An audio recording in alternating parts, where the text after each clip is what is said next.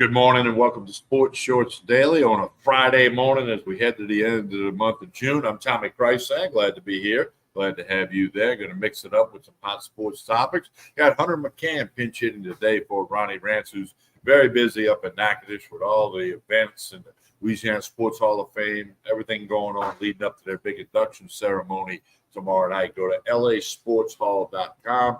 That's it. You go to lasportshall.com and you can get all the information, find out how you can watch it and the replay and all that. Go to lasportshall.com. Today, as usual on a Friday, I am at Tremonti's Meat and Seafood. Check this out on the screen today at 4 o'clock. A half a dozen boiled crabs, a pound of boiled shrimp, $20.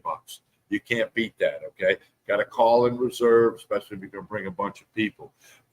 Half a dozen boiled crabs, a pound of boiled shrimp, $19.99. Can't beat it. You can eat it here. You can get it to go. You need to check that out. As always, we are presented by the LeBares Casino and Hotel in Baton Rouge, where Hunter and I will be tomorrow morning in the sports book doing Sports Shorts Radio from 10 a.m. to 12 noon on 104.5 ESPN Baton Rouge. So we want you to join us for that. Hunter McCann, good morning. How are you on a Friday? Doing pretty well, TK. I can't complain, really. I finally made it to the end of the week. I'm excited to be able to sit down with you tomorrow and get Sports Shorts on ESPN 104.5 underway from the LeBares Casino. Yeah, that's going to be fun tomorrow. No question about that. Hunter, let's start with everything going on. The whole bit in Omaha. There are only two teams left. The number one seeded Tennessee, number three seeded Texas A&M. They'll play tomorrow night, Sunday afternoon, and then if necessary, Monday for Game 3. One team's going to win their first ever baseball national championship.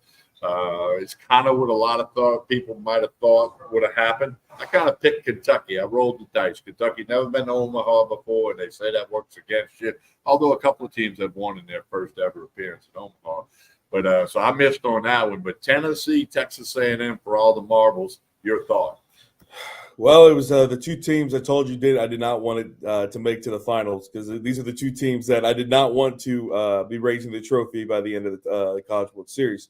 I was also hoping for Kentucky, but I knew that Texas A&M and Tennessee were the two better teams. I was just hoping somebody would slip up along the way, but it never happened. But I will tell you, I think this will be a series that goes 3 games. I think both these teams are in stride right now. Like they both wouldn't say caught lightning in a bottle or anything like that, but they both have continued to play their games so well and transition so well into Omaha that Texas A&M is really good about being able to pick up pitching when the batting kind of cools off, and vice versa. When pitching gives up runs, they always find a way to be able to put up 10 on the board and beat their opponent if they need to. But for Tennessee on the other side, I think they are the most complete team in baseball right now. I think they are the better team. They all the way around. Their bats are hotter. Their pitching is better. But that doesn't always mean that you're the team that's going to come out victorious if it goes 3 games on Monday. It just means that you're in the better shape to do so. I do think Tennessee will win the College World Series. It's like the lesser of two evils to me. I'd rather Tennessee win than Texas A&M. But I do think they're the better team, and I do think they will find a way, mostly because of pitching. I think both these teams have a great advantage right now that they had these 2 days of rest before they get started tomorrow, being off Thursday, Friday, and they could find themselves in a good situation to let everybody get refocused and be like, hey, we're playing for a College World Series final right now. This is everything that we've worked towards. But I think they have the better coach. I think Tony Vitello is the better coach here, even though both coaches are fantastic. Jim Sognagel is a fantastic coach for Texas A&M as well. But I think when everything's said and done, Tennessee is going to be the one to walk away from this thing victorious. A lot of LSU fans that I've talked to, they're kind of like you. They don't want either one of these teams to win or whatever. It's an SEC thing, but the Tigers aren't in Omaha.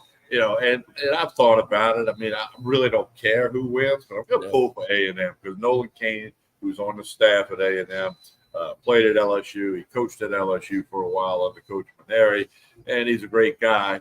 And Jim Schlossnagle, who I got to know when he was the pitching coach at Tulane, so I met him a handful of times. So I'm going to pull for A&M, over Tennessee. I think, like you said, Patel is a really good coach at Tennessee. A lot of people don't like him. He's brash. He's cocky. They got the swag, all this, that, and the other. But I kind of hope it goes 3 games where you can have the drama and the suspense and the excitement of watching some teams celebrate on Monday. I'm like you. I don't know that somebody sweeps. I mean, these two teams are very, very good. Anything can happen in baseball, but it'll be interesting to see how that unfolds. But I'm a pull for A&M. Well, it's been a long time since A&M has won anything. I mean, I think the last time they actually won a national championship, and if you want to count this as a big national championship for school, I think they won a golf national championship right before maybe 2010, 2009, 2010. But before that, I mean, you're talking about going back to like the 1930s for when they won a football national championship. So I mean, this is huge for Texas A&M. They want to finally be able to say they won a national championship, but I'll let you know the Texas A&M fans will not let you hear the end of it if that is the case there, TK. We're visiting with Hunter McCann here on Sports Shorts Daily. Hunter, let's back it up a little bit. A couple of NBA topics. The Celtics win the title. You kind of accurately predicted that on radio last week.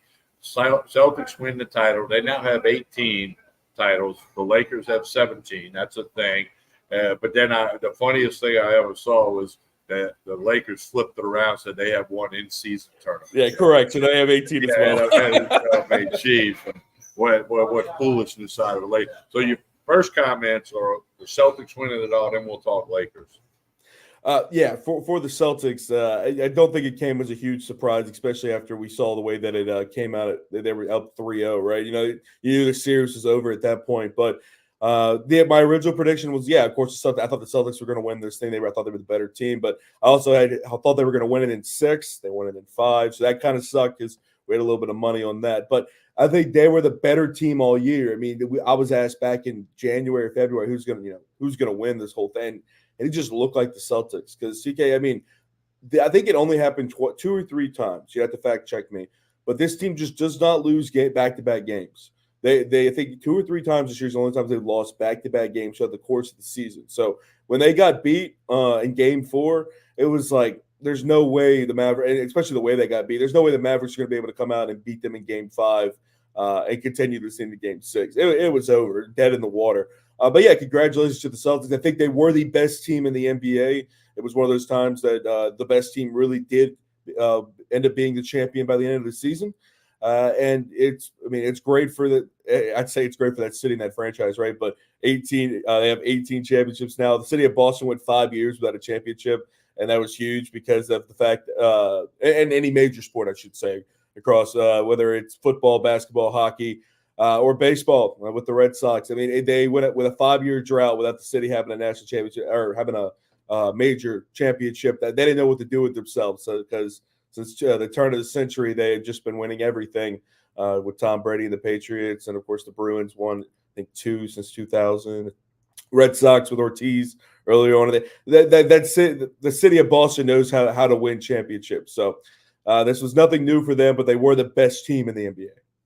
All right, also in the NBA, the Lakers have hired J.J. Redick as a coach. He's never been a coach at the collegiate or high school or NBA level, but he played in the league 15 years, including he played about 90 games for the Pelicans.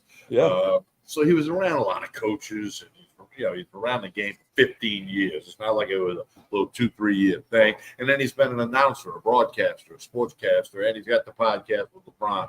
So, if he does well, they'll say, well, proof you don't have to have coached before. If he doesn't do well, it'll be, well, he never coached before.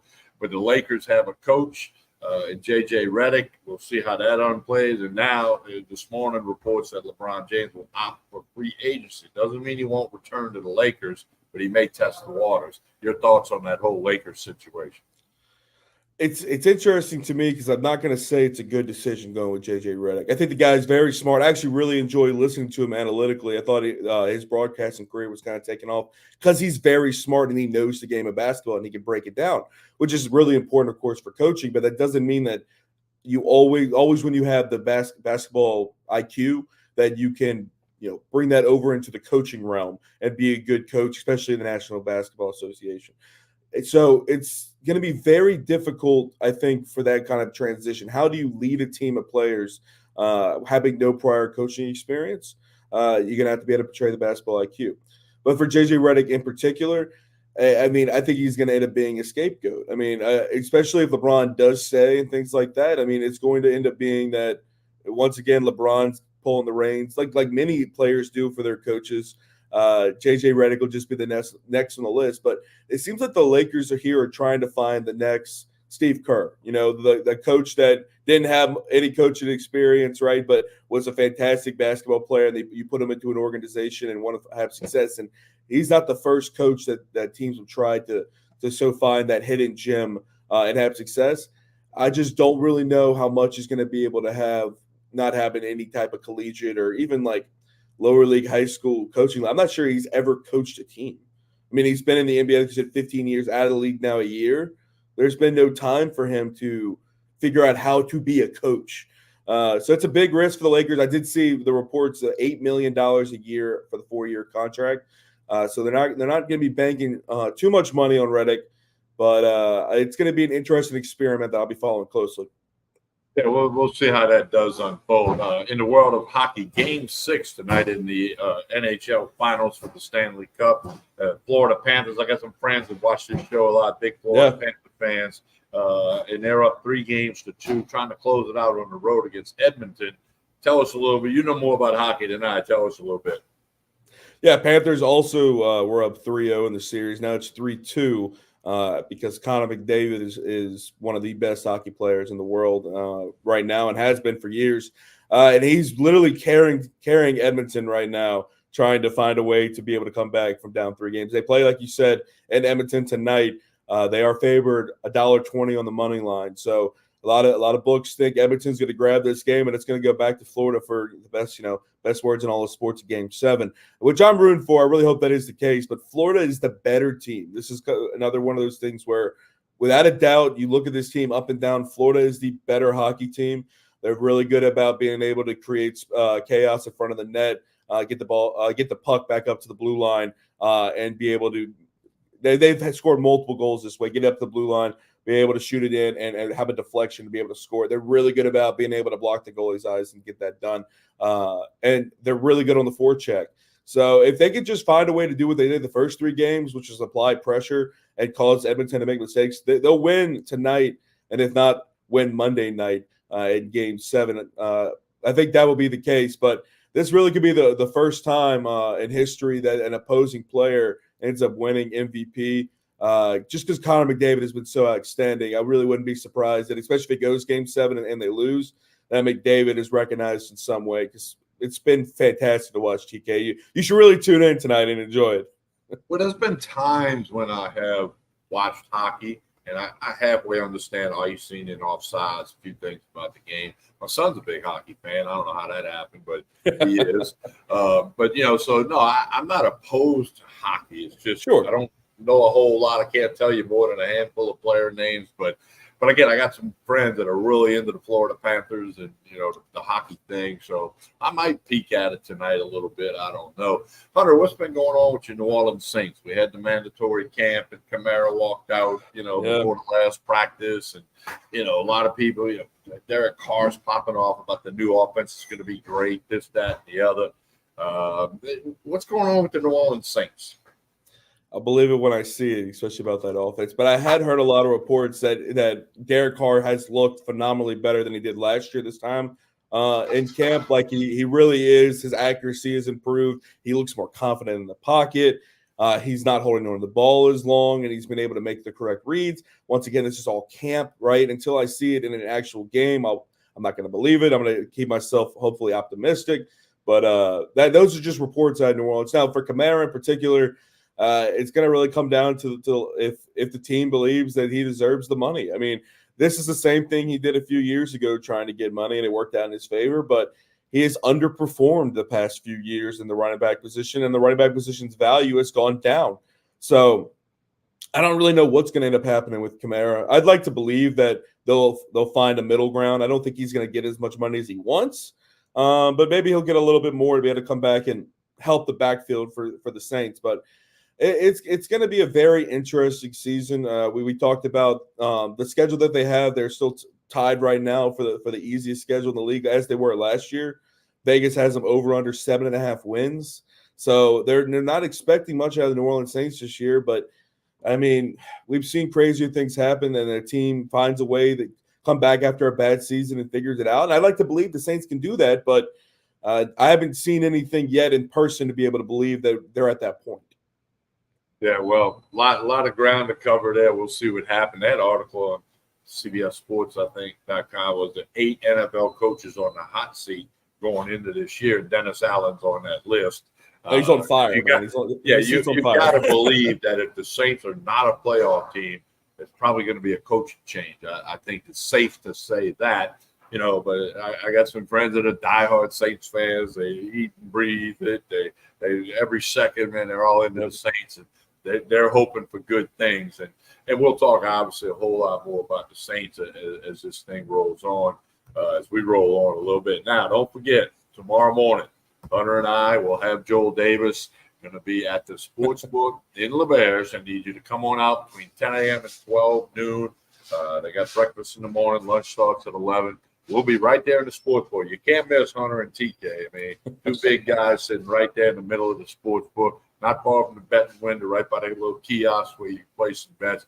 So we want you to come by and say hello. If not, tune in on 104.5 ESPN Baton Rouge. They've got their app. The guaranteed broadcasting at 104.5 ESPN. It's on iHeartRadio. We want you to do that. And we'll have plenty to talk about tomorrow with Sports Shorts Radio. So we want you to join us for that. And as I mentioned, don't forget what this special they got today here at Tremonti's. Half a dozen ball crabs, a pound of ball shrimp for $20. We'll all be ready at 4 p.m. You can call and reserve some stuff right there. The number's on your screen. Tremonti's Meat and Seafood, right here on Jefferson Highway in Baton Rouge. That's a heck of a deal. And if you show up here today at 4, you're going to see me, because I'm going to be eating some ball crabs and some ball shrimp here at Tremonti. So do that. As always, LeBares is our sponsor of Sports Shorts Daily and Sports Shorts Radio. Be sure to hit up the Edge Lounge, the back left corner of the casino floor, LeBares Casino and Hotel in Baton Rouge. The Rougarou, we always talk Rougarou. They lost one last night on the road against Acadiana over in Youngsville. They'll play tonight against Acadiana again in Youngsville tonight, Bob Ocker Field. And then Saturday and Sunday they'll play in Seguin, Texas against the Seguin River Monsters. Rougarou are back home next Tuesday and Wednesday. That's next Tuesday and Wednesday at Pete Goolsby Field in Baton Rouge. We want you to come on out to that game next Tuesday and Wednesday and see the Rougarou play at Pete Goolsby Field. It's a lot of fun, family entertainment. All right, Hunter, tell everybody how they can keep up with you and everything you're doing at BRZ, WBRZ, your sports picks. Give us the rundown. Yep. Well, it is Friday, so I'll have some sports picks for the whole weekend this afternoon. So you can grab those from the WBRZ app or WBRZ.com. Should be posted sometime before, probably about before 5 o'clock. And then you can follow me, and I'll have those picks posted as well and the link to them on X, McCann_Hunter. That's where you can catch up with me the best. But also you can catch up with my work page on Facebook, Hunter McCann-WBRZ TV. Have all the picks there and have everything that I do over there. And you can connect and stay in touch with me. And, of course, TK and I will be over for Sports Shorts tomorrow. And you can come over in person and talk with us. We'll be in the sports book. Like you said, you can't miss us. It'll be a fun time, 10 to noon tomorrow on ESPN 104.5. Hunter, you have a great rest of the day. Appreciate you pinch hitting for Ronnie Rance this morning. Absolutely. Again, he's busy with the Louisiana Sports Hall of Fame stuff, LASportsHall.com. You can find out how you can watch it, see all the great stuff going on up in Natchitoches, LASportsHall.com. Hunter, we'll talk to you later. You have a good day. You too, TK. See you tomorrow.